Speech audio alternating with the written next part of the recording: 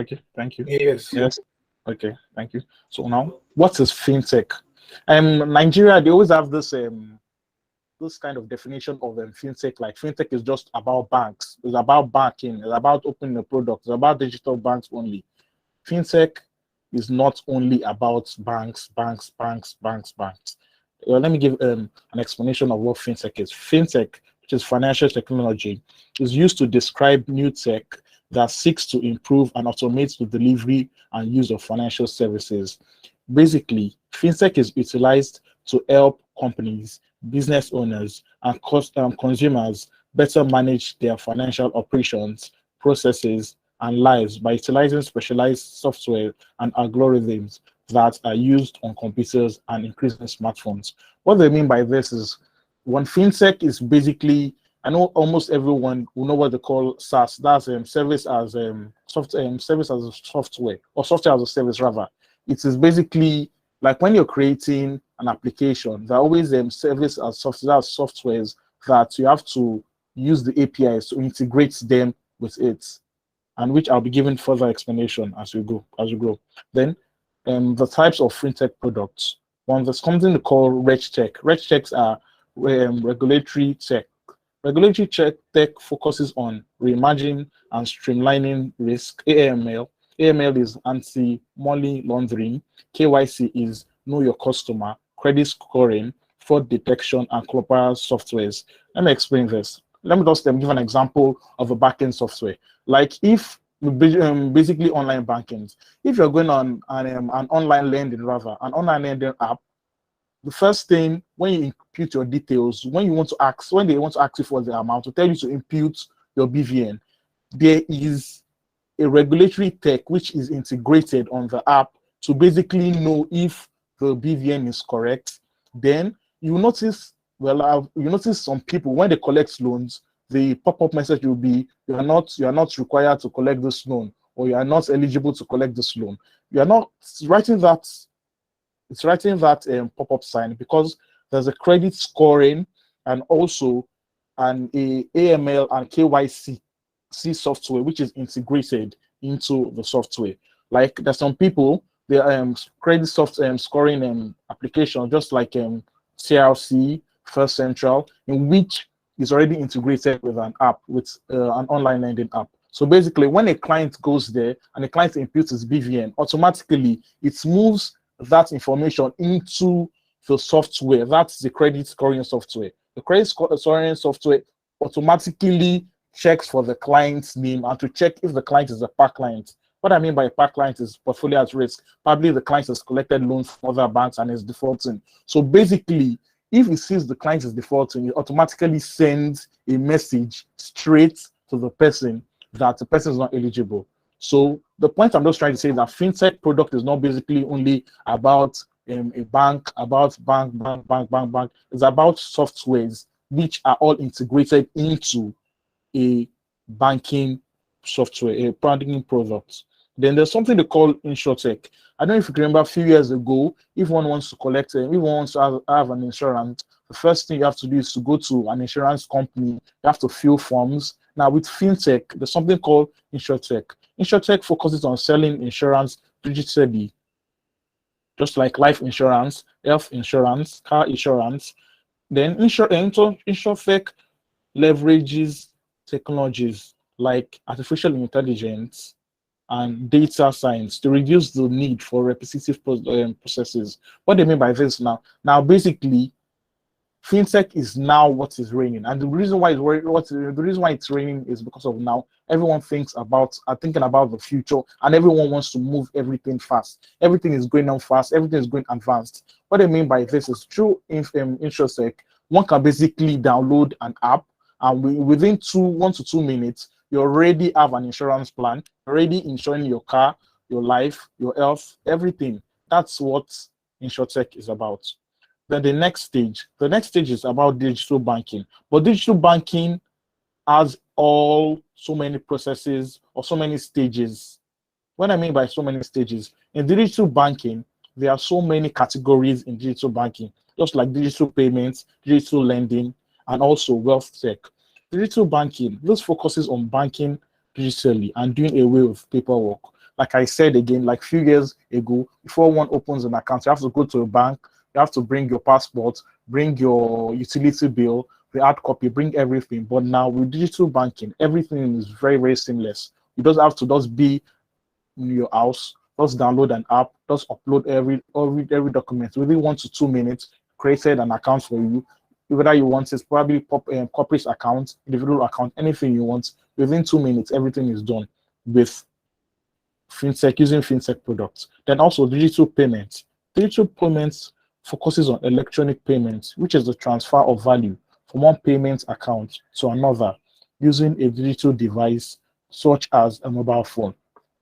When it comes to digital payments, what we're talking about is transfers now. Like now, like I'm trying to compare like 10 years ago, when one wants to transfer money, you have to go to a bank, line up, queue up, just because you want to transfer money. Like, but now, I know basically in everyone's street, you definitely see POS stands, people making money through the POS, something. Digital banking, digital payments using fintech has made everything very seamless for everyone. You don't even have to queue at the bank. With your phone, you can just transfer money to anywhere in the world. You can just go to someone that uses POS on the street to transfer money, to withdraw money. So with fintech has made life easy with that. Then digital lending. Digital lending focuses on lending through web platforms or mobile applications by utilizing technology for authentication and credit evaluation. Just like the way I said concerning RegTech, digital lending is always infused, is always integrated with RegTech, because before you collect a loan, the bank has to be very sure that is this person eligible, is this person credit worthy, is this person the right person, is this person human. So that's why they have to integrate everything to make it. So also type of fintech products is digital lending, and the example of a digital lending app is MoneyTap, Easy Salary, PaySense. This kind of banking apps or digital lending apps, within few minutes, less than 6 minutes, the money is already in your account as long as you're eligible for the loan. And also wealth techs. Wealth techs provide investment, management, sales, trading analysis tools, personal finance management, and crypto exchange. Like basically, now Nigeria, we now have lots of investment applications. Like you can see something like in Piggyvest, you can see something like in Binance. Then I'm talking about world-class wealth tech products. We have Sophie and Ali Invest. Then the importance of fintech products. That's for individuals, businesses, and the economy. Like I said earlier, I'm going to be talking about the importance for an individual, for a business, and for the economy individual. The first importance is fintech creates financial inclusion. That's like I said, because I'm always comparing past and the present. Like 10 years ago, before one could collect a loan, one can't just go to a bank and say you want to collect 5,000. It's only SME people that collect millions that are eligible to go to a bank. You have to go with all your documents, have to have collaterals, everything. Now with fintech has made life very easy and has included everyone. It hasn't segregated. Fintech has made something that's called, has made the world equality very, very important. Very equality, and everyone, it makes everyone have access with money, unlike before. Like one can just download a digital lending app, and if you just want to lend as low as 5,000 without any collateral, it's very easy. Like I said earlier, as long as you're eligible for a loan, within less than a day, 24 hours, the money is already in your account. Then the second importance of fintech products is fintech is a more cost-effective option.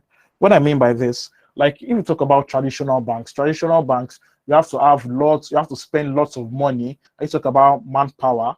With fintech now, just like we have lots of digital banking apps in Nigeria.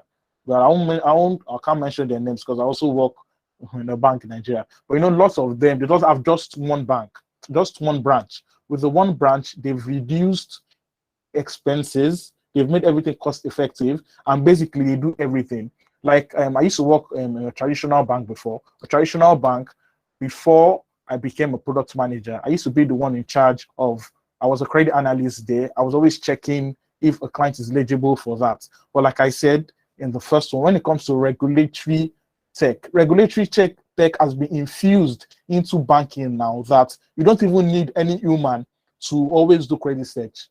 It's an AI that automatically does the credit search of a person. So with that, fintech has made everything cost effective for the company itself. Then another option is fintech is safe and secure. And also, I'm still going to talk about the points that red tech. Regulatory tech has made everything safe and secure. Like there are so many anti-money laundering, KYC, and also fraud detective softwares which have been infused into banking apps and also apps too. That when it detects fraud at any little case, and I don't know that I was reading it somewhere. I just brought a product in which if one wants to withdraw, it's automatically, even though the ATM doesn't have a CCTV, anywhere close to the ATM points that has a CCTV, it will automatically capture the person. So the point I'm trying to say, I'm still trying to get how that will work, but the point I'm trying to say is that they've made fintech they're trying to create fintech as a very secure technological product in which people will be able to feel very safe and secure. And like now, let me just give another example. What I mean by my own definition of safe and secure is like a traditional bank. A few years, you used to know when robbers will visit a bank, to rob a bank, everything. But now using fintech, you don't even have tellers. If you go to lots of digital banking apps, digital banking companies, they don't even have tellers because they automatically pay money. They have already even infused payment gateways to the banking application. So with that, it does transfer the money straight to the client. So also it makes everything safe and secure. Then fintech empowers small business. What I mean by fintech empowers small business, like I said, unlike few years back, large businesses used to have upper hands when it comes to latest technologies. But now life has been very easy. Let me just give you an example. I know most of you would have heard of probably things like GG, like Pocket, which is a marketplace, just like Jumia. Fintech has made life extremely easy for people, unlike before, and also not just marketplace, those are market store apps. I'm also talking about account monitoring apps too. Unlike before, 10 years ago, it's only very rich people that have money to spend to get. Like now, you don't even have to have an accountant. But I don't consider that an advice. But if one doesn't even have money, that's why I used to empower small business. If you're a small business owner, they have probably money to finance or to pay for an accountant. With fintech products, which are like sales products, marketplace apps, it will be very, very easy for one to move and to make good money and to increase the return on investment. Through the marketplace stores, you can just upload your product. When you upload products anywhere in the world, anywhere in Nigeria, people get to see it. When people like it, people just do the transfer to you. Then using logistics, you just transfer the product to the person. So fintech has made life very easy for that. Then also, fintech enhances business opportunities. When I mean fintech enhances business opportunities, like now, I've noticed, I don't know if everyone is, let me say almost everyone has noticed that most startup businesses, they all startup fintechs, they always probably resign from a job or something and start up a business. Fintech has made business opportunities very easy for everyone. Now, if you have a very good idea, if you have a very, very good product, and you know, okay, this will make good money, fintech has made life very easy for you to go into a business. And also, that's why I also spoke about marketplace now. Like, if you're working probably somewhere, I probably don't have passion for something, probably have passion for selling. Fintech has made life very easy. With that, you can just go to open a marketplace store, or just go to a marketplace app, then upload your products. With that, everything is going to be very easy for you. Before you know it, people will always want to buy your products and also make good profits. Then also, fintech increases the growth of investment and the number of investors. I can remember a few years ago when people used to say oil money, oil is the new money, oil is the new money. That was years ago. But now people people have seen the future that fintech is going to rule the world. That's why most investors, that's why you see most startups, if you're going to probably news, fintech news, you don't see people a startup earns probably like 500 million. You're wondering how come how come they are pumping this money into this kind of business? Because of investors have seen fintech is the future. And also it's a very good way to make money. So fintech increases the growth of investment and number of investors. Most billionaires now want to invest into fintech because they've seen the future that fintech is going to rule the world. Then the last one, the basics of building a fintech product. When I always tell, there are lots of skills before one becomes a product manager, like probably leadership skills. You have to have good conversation skills. Then also you have to be very creative. Then you have to have listening skills. But I always say the first and the major one is to have good resource skills. I always advise aspiring product managers. I always feel it's best for one to have good entrepreneurial skills when it comes to building fintech products. Let me explain this. Like now, which area to target? Those are the basic questions you need to ask before building a fintech product. Just like Nigeria, the first thing before I build a product, I first check, okay, what is this economy lacking? Because I am here to make money. What is Nigeria lacking? What do I need to make Nigeria very better and make citizens happy and also make money with it? Like now, if we check things that are raining now, products are raining, fintech products are raining, you basically see loan apps, buy now, pay later everywhere because they've studied and they've carefully studied the Nigerian economy that Nigeria is going down almost every day. And people need loans. People need loans. People want to buy cars. People want to buy devices. People want to buy laptops, but they don't have money. So that's the first thing when it comes to building a fintech product. Which area to target? You have to know the area to target, so it won't be like on an unscalable product. An unscalable product is a product that when you make that you feel like to make money, this is a good idea, but for the particular economy you are, it's not going to make idea. It's not going to make money. There are some applications that I've seen on Google Play and also Play Store, created by Nigerians, very lovely app. But all I say to myself, well, this is not scalable in Nigeria till probably 10 years. There are some applications or some products that people build that is not scalable in Nigeria. It can be scalable in very developed countries like Canada, UK, America, but in Nigeria, that's why number one is very important. Which area do you feel to target? You have to know what the people need. Their wants and their needs is very important before determining the product you want to create. Then also, what fintech regulations do I need to comply with? Let me make and we have to give an example. Just like if you're thinking about creating a payments gateway in which people can transfer money, just like Paystack, just like Flutterwave, you have to check and be realistic that what kind of fintech regulations do I need to comply with? Like, for example, if you want to be a payments gateway, if you want to develop a payments gateway product, the first thing you have to check is, do you have the money to finance a PCI DSS? The PCI DSS is a Payment Card Industry Data Security Standard. It's a certificate that it is very compulsory, and it comes at the cost of 3 million annually. So also, before you create a product, you have to check the regulations that, do I have this kind of money to finance this kind of product? Because like I said, 3 million is something you have to pay, is an annual, well, I call it subscription that you have to pay every year. So you have to check the regulations, the regulatory body that is also going to be attached to the kind of product you want to build. And the third one, when it comes to building a fintech product, it's very necessary for you to know your unique value proposition. A unique value proposition is something like a very unique thing in which you might have competitors, but it's very unique in your product, which makes your product stand out. And when I talk about unique value proposition, I always tell people when my friends or product managers, when I have a little discussion of that, unique value proposition doesn't have to be something for free. Let me make an example. You can see some banks saying free banking, free something, free something. That doesn't only have to be a unique value proposition.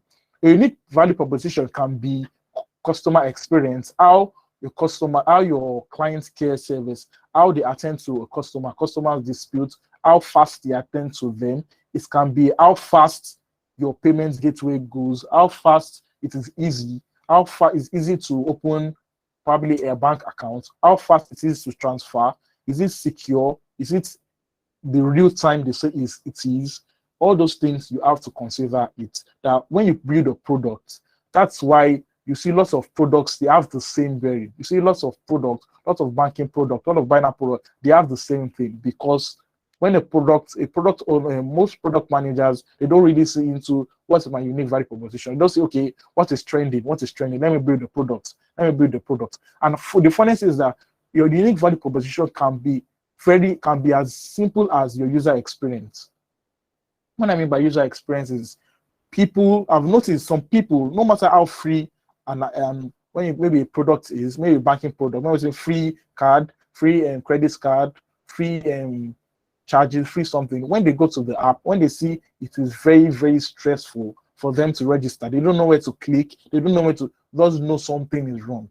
I was having a discussion with a friend, and I was telling a friend, if someone that is an average literate goes to an application, downloads an application, and asks to have and asks a friend that this question, that please, can you please teach me how to register, how to know, just know there's definitely something wrong with the app.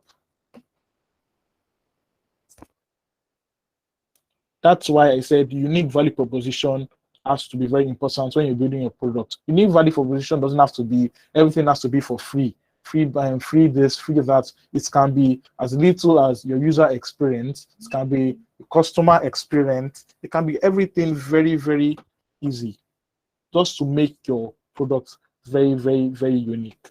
Then also, what are my third-party integration options? Like, let me make an example of payment gateways, or maybe banks. Like I said, banks, before you build a banking product, it is very necessary for you to have a API interface and to integrate your software or your products with so many softwares, just like the anti-money laundering, just like the KYC softwares, just like payments gateways. You have to check your third-party integration, have to check your third-party integration options to know everything about them. How secure are they? Because something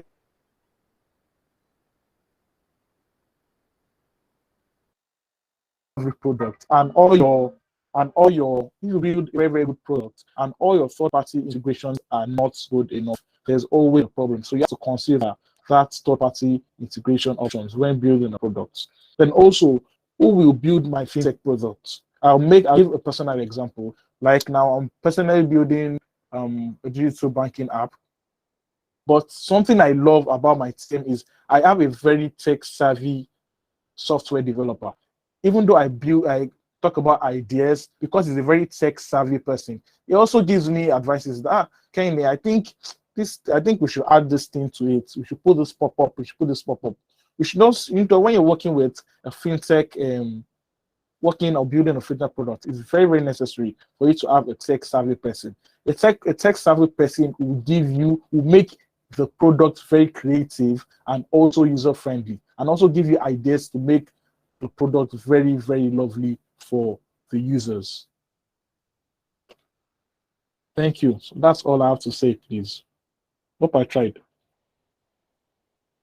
Thank you very much. Thank you. You did justice, right? So once again, I would just like to say thank you, Kehinde. So let's raise our hands if we have questions, and we can also drop our questions in the chat box. Please, let's raise our hands if we have questions for Kehinde. All right. So we are just going to be taking questions, and let me see. Two people, their hand came up at the same time. Okay, let's have B. Olofitila. Hi, B. Please ask your question. Thank All you. right. Thank you, Kehinde, for the exposition on the basics of fintech and products. Yes, I've experienced. My questions is about the challenges they face. I think I was able to experience, or I know someone that will I say the fraud a particular, or let me say two or three particular fintech app. What they did was I think they had an issue one time, so I can't remember. I don't want to mention names of the apps precisely, about 3 of them. So what they did was, I think basically what happened was bank reversal. If they, okay, I put 4,000, I put 5,000 naira. I'm just giving you an example, and there was an issue particularly, and they will double, they will send the money twice. You have your own original money, and they will still send an additional one. That was a bank reversal, and at some point they were that thing was really trendy, and boys were using it to truck. So how do you tend to take care of that situation?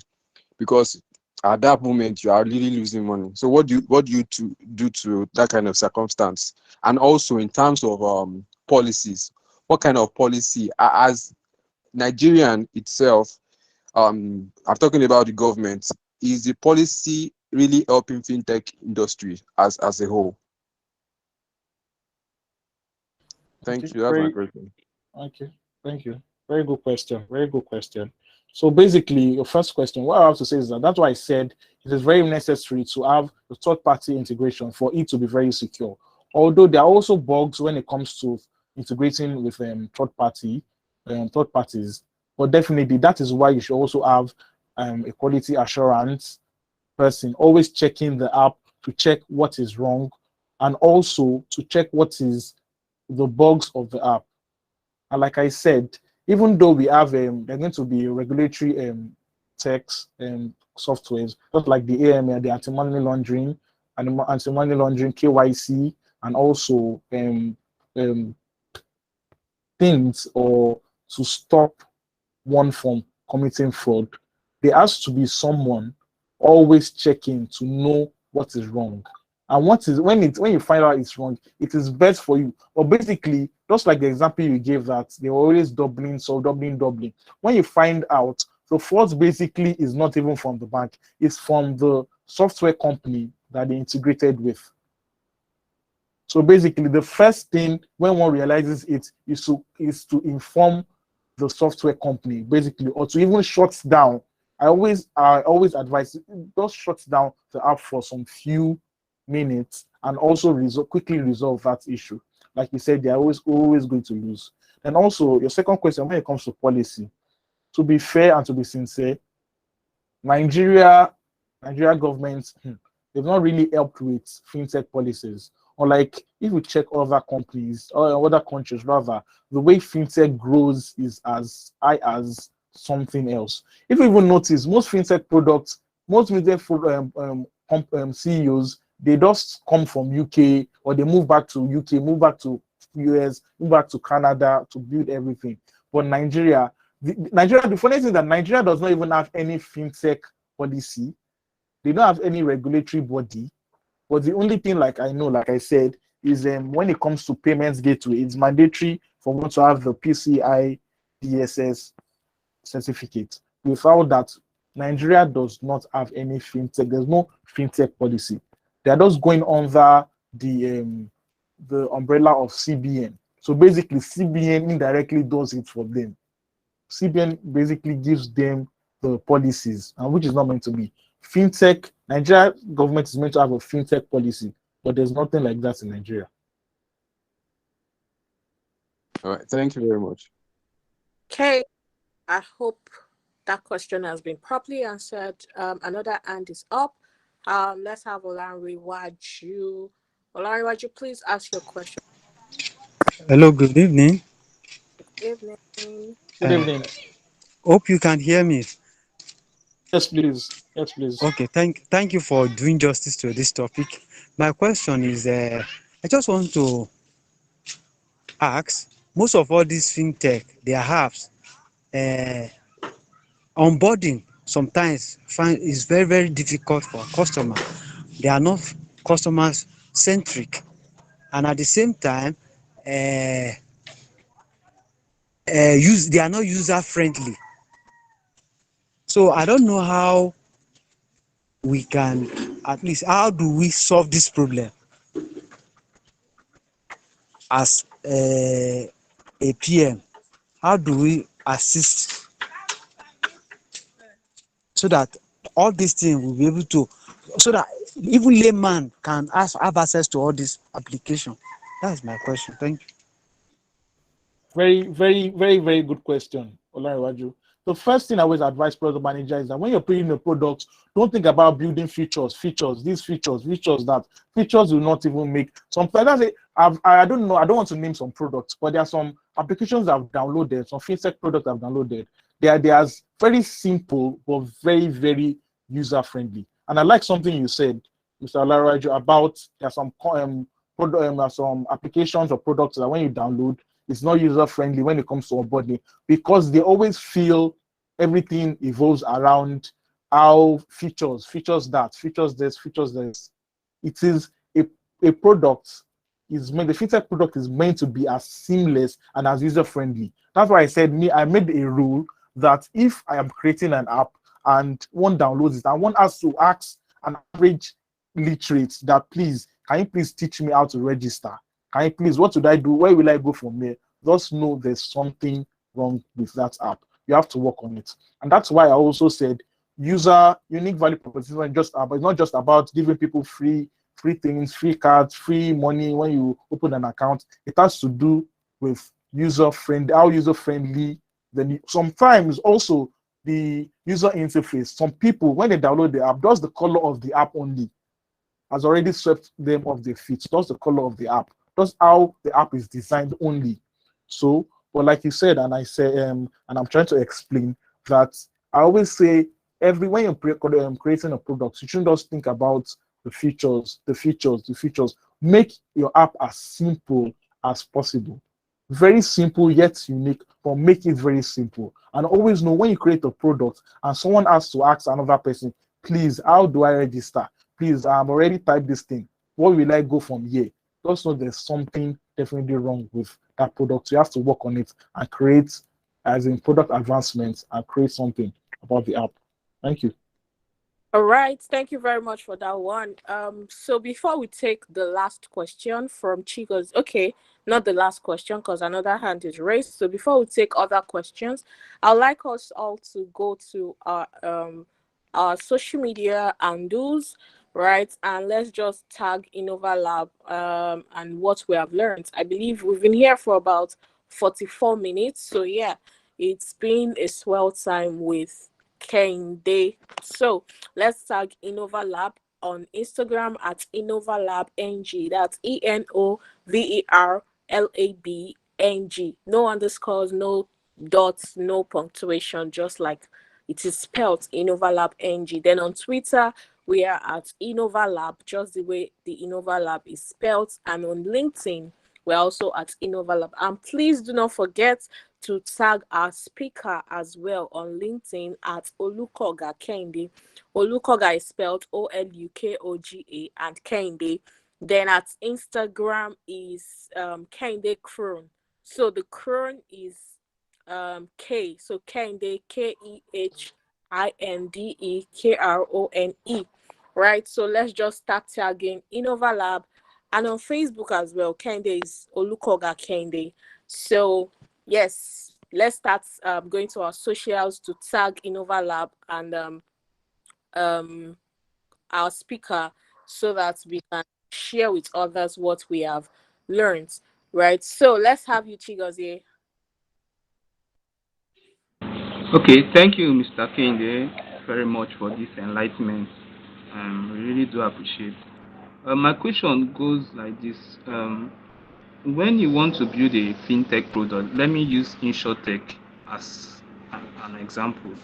How do you know, and you want to automate everything? How do you know what is possible and what's not, or where do you go to research on if such future can be automated or such, or some certain instances like where where you don't need any human to interfere, you just want it to be automated, every single aspect of the product. So how do you find out what is possible and what's not?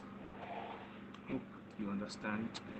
Chigozie, please, I didn't get that question. There was a network breach. I didn't get that question. Could you please repeat it?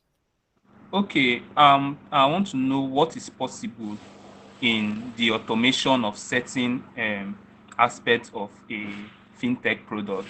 or where do you go to find out if such automation is possible? Let me say like this credit analysis now. Um, to what extent is it automated, and is there still human interference when doing certain aspect of fintech products? Thank you very much for that question, Chigozie. But when it comes to all those third-party integrations, definitely there's going to be human, but not everything is basically AI. That's artificial intelligence. Just like I gave an example of credit scoring apps and also KYC apps, just like an online lending platform. So when one imputes all his details, these are details, when one wants to collect a loan, it basically sends a message to the credit scoring program or software to check if the client is eligible or not eligible. If the client is eligible, it goes ahead to the next step. If it's not eligible, it sends a pop-up to the person they are not eligible to collect a loan. So basically, definitely, when it comes to all those software, something, there are always bugs. That is why human is always needed. There's no software that there won't be a human at the back, but not like the traditional way when, like I explained, when I used to be a credit analyst, when I used to do credit search, basically I'll do it on my own, do everything, get tired. Sometimes I even make some mistakes. AI makes it very cost effective and also kind of secure, even though AI also is a machine and might also make mistakes. But I feel AI is better because AI has been programmed to do an intense search when it comes to all these kind of things. I don't know if I'm answering your questions correctly or right to, or if you want me to expatiate. Yes, thank you very much. It's understood now. Hey, thank you very much for that. Let's have Adubero. Adubero, please unmute yourself. Yeah. Okay, hello, Kehinde. My question is, as a product manager for a fintech company, you are handling the entire product of the organization. Their money comes in through this product. How do you deal with that responsibility day in, day out? Basically, that's my question. Because it's like a lot, it's a lot of pressure. And I'm putting myself in that shoe and I'm wondering, what do I do to ensure that to know that I'm handling the pressure and that I won't be like, oh, more. I'm handling so much money, so much transactions. This whole product is on my shoulders. Of course, I will have a team with me, but basically, as a product manager, I'm at the center. So, what can you tell me about this? Thanks. Thank you very much. That's a very good question, Adu Biaru. The first thing I always tell people when you want to become a product manager, don't think about the money. Also think about the passion. Me too, I like money too, but it's just think about the passion. If you're thinking about the money when it comes to being a product manager, you will get depressed. When I mean depressed, you will get fully depressed. When you're thinking about, because I've noticed now when I speak with people, kind of, I want to become a product manager. I want to become a product manager. You people are making money. You people are making money. I always say, don't think about the money aspect. Money will definitely come. Just choose what you have passion for. Because to be sincere, being a product manager is like they're giving you a huge responsibility. You have to be the one to tell them. That's why you're like a businessman and you are like the person to give the go ahead of building the product. You have to create a product paper, user stories, so many things. So they've given you and everything is going to be on you if the product fails. If you're talking about, okay, let us build this kind of product for this bank, they always say, okay, they'll definitely give you the go ahead. You have a product manager, they'll give you the go ahead, everything. When they feel at a particular point, there's no return on investment on that kind of product, everything is going to be at your own end. That's why I said it is very necessary for a product manager to have passion.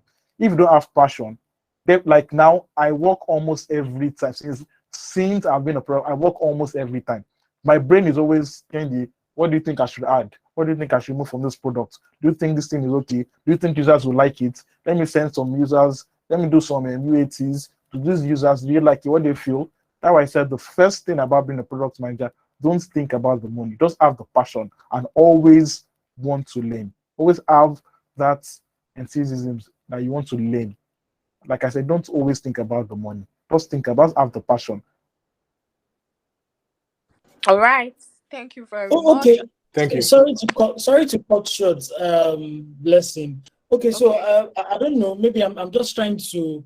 I don't know if I'm speaking for Yele. Let me use Yele because that's Adubiyaro. Okay, Adubiyaro. Okay, I got it. I thought I was going to miss it out. So I think Adubiyaro was trying to talk about.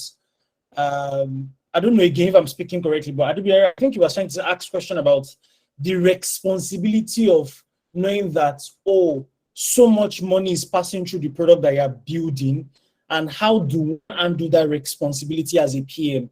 So, for example, I was listening to Money Points, either CMO or CFO, talking about how Money Points as a product and as a company has processed 2.3 trillion in terms of transaction, right, all through their lifetime in the last couple of years. So imagine now as a junior PM, somebody who is just starting out as a product manager, and then you see that my company's product is processing so and so millions of naira or millions of dollars in transaction, and how do I undo it? Not because I want to do something bad, but like in terms of like mental pressure that if something happened to this app like this, that means everybody money is going to go, or people money is going to, or when apps have downtime, people will not maybe be able to make transfers, people will not be able to send money, or people's money are going to be stocked somewhere, So how does a new PM sort of manage that stress of knowing that if something happens to anybody's money, it's me that are going to come and hold, if there is no proper fraud check, or if there is a downtime, or if there is a bug, how do I handle that pressure? I think that's what Adubiyaro is trying to talk about. I don't know if I'm able to explain it better now. Kehinde, thank you. Okay, thank you. That's also a good question. Yes, definitely. Just like the product I'm working on is worth millions. I'm always having that Kehinde. But why I always feel when it comes to all those bugs, downtime, all these things is that you definitely have a team. You can't do everything, or you can't just do everything. That's why you always have someone like the quality assurance officer always checking for everything. And also you also have to check when it comes to downtime. The downtime, like I said, most of the downtimes are always from the third-party integration. So the best thing for you to also inform them about the time downtime and make them solve it as soon as possible. There is nothing you can do about it. So with things like downtime. And also when it comes to bugs, that is why me personally, every week I always try to check out the app. And the first thing I always do, I always go to the reviews, Google Play reviews, and always Apple Store reviews to check the reviews, negative reviews, basically negative reviews to check. Because just like you said, like there's a particular time I read on LinkedIn that people were making money from a particular app illegally, that it was meant, just like Mr. Olariwaju said, it was meant to if people have like 2,000, it will automatically multiply that money. Then the first thing I went to do is I went to Google Play to check the name of the app, and I went to the negative review. And the funniest thing is that someone wrote it that I want to make a complaint. What is happening with your app that it's always having this kind of cash there is always multiplying? That is why, as a product manager, if a good product manager checked all those things, he would have notified the payments gateway to stop all those things, and they would have fixed the bug on time. That's why it's necessary for a product manager to always check your reviews, negative reviews. Also, it is necessary for you to always do some questionnaires to people, and always check the app or your products if everything is functioning well. Because I'm just being sincere here, whether you like it or not, there'll still be downtimes, there'll still be bugs there, but you have to be able to fix everything seamlessly. That's just all I have to say for now. All right, thank you very much. There's a question that's been pending on the chat box before we take other hands up. So Kehinde is asking, how do a product manager in fintech learn about API? Because most of the work deals with one integration or the other. So I don't know if the question is elucidate enough. Yes. When it comes to API, like, let me make an example of this online lending again. I'm making examples of online lending. Just like the online lending, for you to have an online lending app, you have to, it's necessary for you to have a payment gateway where the money will pass through, transfer the money. Also AML softwares, and also AML softwares, KYC softwares, credit scoring softwares. The first thing I always check is when I go to Google, I always check for the best software when it comes to this. The best software when it comes to this. I was always very good for you to have a good relationship with the software developer. So always advise you, because there are some software developers, and also that's why when it comes to becoming a product manager, it's necessary for you not to have pride in you. Be a very good leader. Be a very good leader. Don't always have pride in you, because software developer, like I said, when it comes to the last something that is good for you to have a tech person. If you're a product manager and you're giving them do this, do this, do this, some people they want to advise you, but they know you're a proud person. Just keep it up to yourself. Maybe if the products fail, now you they go put everything on. So it's always good for you to have a very good conversation with software developers, for them to always advise you. So I think this API, this third party software is not good. Let us change it to this one. This one is expensive, but it's better. It is more secure. You don't have downtimes. The downtimes are always very, very, very, very, very low. The bugs, they can't act those kind of things. So you have to have a very good relationship with software developers, and always check for the best. Always use the best of the best of the best when it comes to third-party integrations and APIs, because definitely it is not you. Like when it comes to credit scoring, let me make an example. If a client wants to collect a loan and your credit scoring third party that you've integrated into your bank is not good, and the client has collected loan like maybe 15 times with par, with written off, but if you didn't use a good credit scoring something, they can say the client is okay, that the client is eligible, and before you know it, you give the money to the client, because that is what the credit scoring API, that's the message is sent to your own system. From that, the payments gateway will just transfer the money to the person. So it's very, very necessary for you to use the best of the best of the best when it comes to third party, when you're integrating APIs. Thank you. All right, thank you very much for that explanation. So let's go back to the hands up. Abdulwasiu Akinremi, kindly unmute yourself and let's have your question. Okay, thank you, Leslie. Good evening, everyone. Thank you, Mr. Olukoga. I don't know, my question is kind of like only my question, not really a question. I want to ask, or first and foremost, what do you think about we Nigerians creating fintech after quite a lot of fintech products that we already have in the country? Do you think that we are really solving a new problem? What's your advice for anything that really wants to come into the industry right now and say they also want to create a fintech product, a C5 product, not a C5 product? So what's your take about this? Thank you, Abdul Wasiu. That's a very good question. The first thing, like I said, when I was writing the biggest of building a fintech product is it's always necessary for you to do your user to do some research before building a product.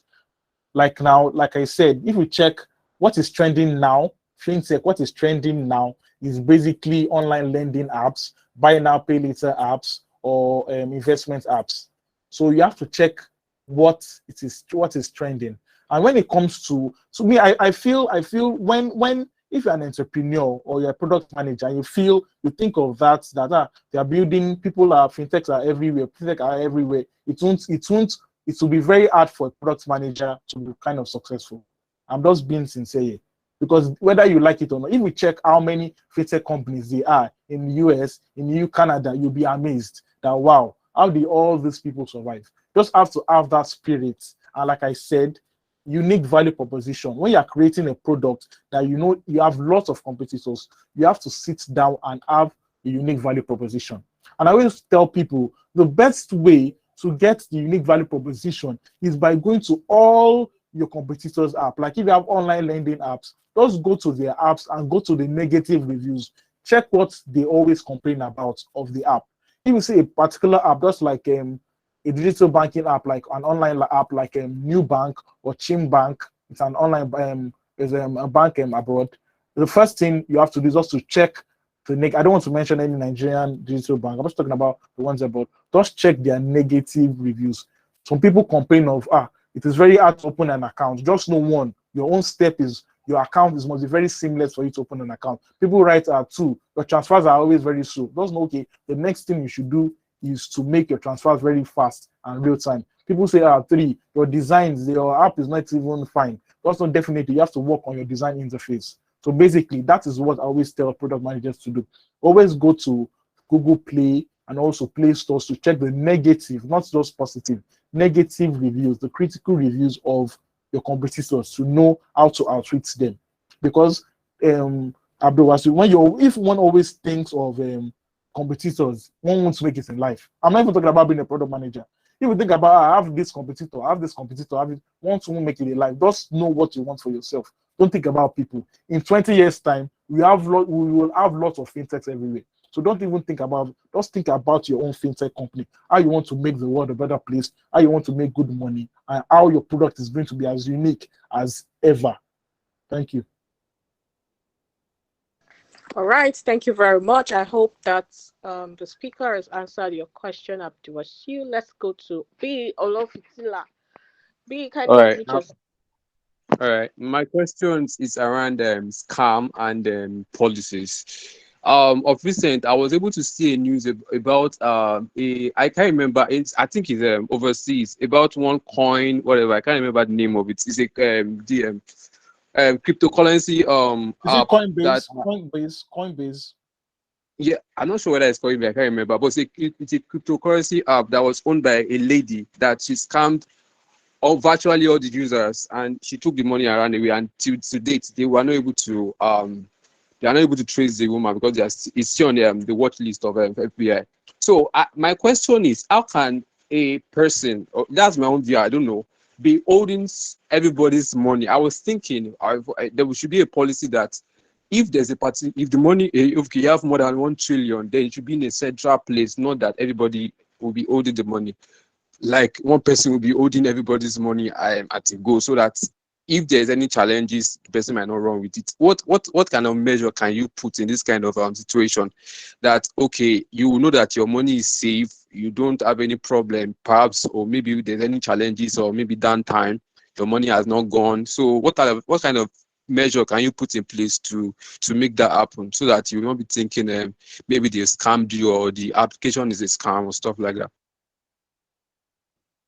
Thanks for that question.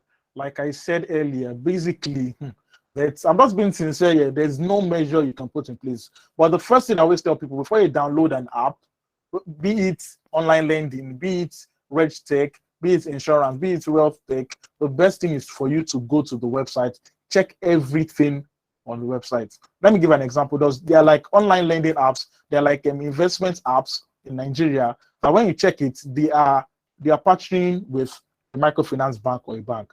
Just know, okay, if everything, okay, can I put my trust in this microfinance bank? If there's an issue of someone running away, can go to this bank to even explain to them that this is what happened. And like I said earlier, Nigeria, to this point in time, to 2022, there is no policy for any fintech company in Nigeria. All of them are just going under the umbrella of CBN. There is no policy. And that's what we've been speaking. Everyone will be talking to governments. There's no policy. There are lots of investment apps that they've run away with people. I even already like last year that couples they had an application, forgotten the name of the application, that they ran away with Nigerians trillions. What about there's another one that Ebuka was Pork Money? Yes, Pork Money. They ran away with the money because there are no policies to put them to hold them down. Just like now, you can never see a commercial bank run away. Where do you want to run to? When they have everything, they have ways of even holding you down. You have to put some money in the account or have some money in the account before you even start a commercial bank. But when it comes to fintech, there are no policies on ground now till right now. All right. Thank you very much for answering that question. Let's go to the next question. Raymond, please, let's have you.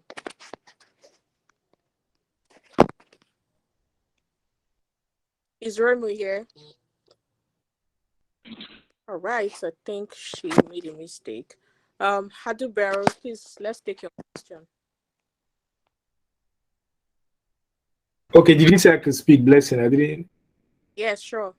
Hello. Good evening. So I have two questions. The first one is like link an API to Google Play Store and other app stores to notify you of.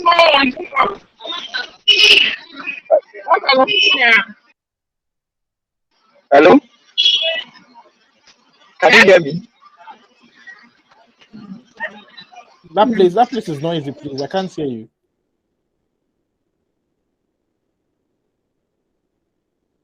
All right, let's have Adubiro while Remo fixes his location and the noise. Adubiro, let's have you quickly.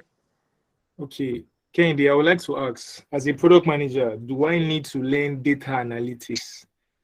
Maybe not to the extent of a data analyst, but with some research I've been doing, it seems I need to be strong in data analysis, and especially in a fintech environment where there will be lots of data you need to absorb to make decisions. So what do you think about that? Or is it not something that I need to focus on? Thank you. Thank you very much for that question. Basically, I would say it's not, you can't, being a product manager doesn't mean you must know every single thing. Even though, let me just give an example. Even though when you're building user stories, you still have to go to each department to tell them, okay, I want to build a product. Just tell me how to create this user story for this product that has to do with your own department. As a product manager, being a product manager doesn't mean you have to know everything. You can't know everything. Just like saying an accountant must know everything. Being a product manager, people feel being a product manager means you must be good in everything. Being a data, it's about, I'll say from the necessary, just like the necessary, what will I call it? I'm looking for a word to use.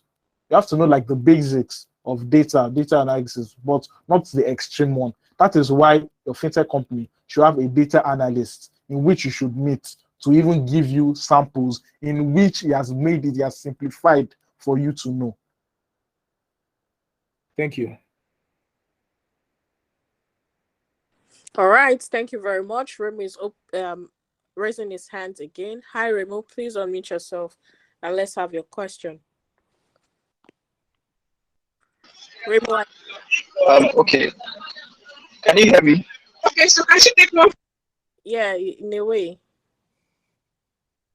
Okay, great. I wanted to ask, for a fintech related app, do you necessarily need an industry expert to be part of your team, or do you necessarily need um, industry knowledge? And the second one, is it possible for there to be an API connected to these play stores, these app stores, where your app is downloaded for reviews lower than a certain grade?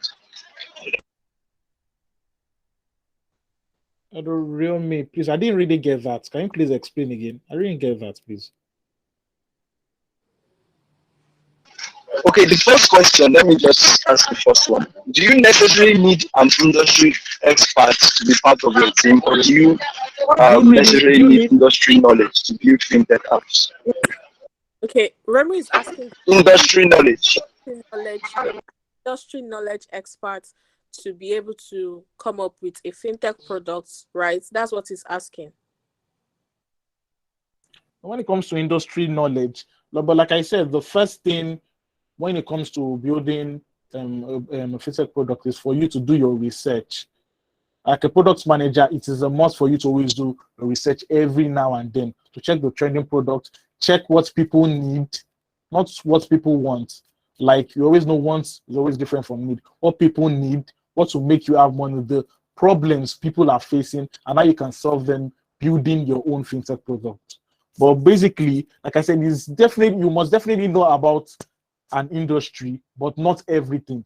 That is why I said again, as a product manager, you shouldn't know everything, but always know the basics of everything. Just like there are some people that bring ideas, they are not, it's not that they are very good with ideas. They still have to go to the expert to explain everything and to expatiate everything. But it's always very good to know the basics of the industry. I don't know if I answered the question. Okay. Remo, can you? Yes. Yes. Okay, so the second question is, I think you mentioned something earlier about bots, and and it's important for product managers to check low reviews on those app stores as regarding bugs people experience while using those apps. So I just wanted to know, is it possible for apps to have automated bug notifications rather than doing those tasks manually? Very good question. Very good question. Just like the app I'm building, I'm definitely an admin in the Play Google Play console. It will definitely give you a notification when it will definitely give you have to set it. Either you want it or not, you have to set it. And also when you go to the Play Store, when you just click on the 1 star, 2 star, 3 star, as an admin, it's going to automatically show you the negative ones in which you can read through. Thank you. Okay, thanks for that answer. All right, thank you very much. Okay, there are no questions. So thank you very, very much, Mr. Olukoga Kehinde. We appreciate you. Yeah, so I'll be passing the mic